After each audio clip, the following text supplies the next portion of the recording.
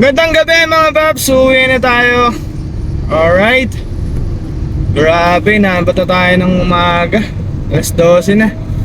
So kamusta yung biyahe nyo mga paps? Kamusta ang pagga-grind?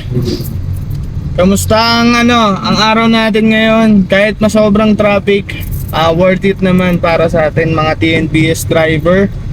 So yun lang mga paps, tiyagayin natin ang tiyagayin kasi malapit na yung December 25, mas papaldo na. So mag-ipon na tayo, especially ngayong buwan. Kailangan na nating i-grind talaga to, para pagdating ng January, kahit medyo matumal, okay lang kasi medyo may pondo na tayo. So hanap na rin tayo ng second option, di ba? Medyo syempre yung second option natin dapat meron tayong pagkakakitaan. Ano yung sinasabi kong second option?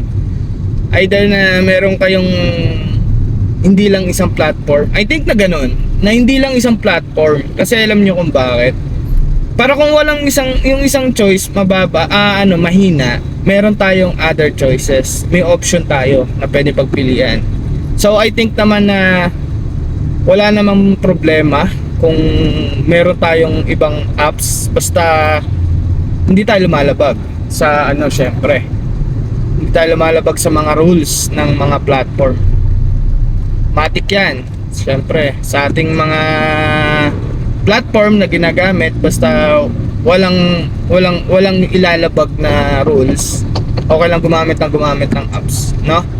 So yun lang mga paps, tip ko sa inyo, kung meron kayong choice, di ba? Kung may mga choice kayo na pwedeng pagpilian, gawin nyo, no? So ako, uwi na ako mga paps. Ares, bukas naman. Pagod na. Ingatan lahat.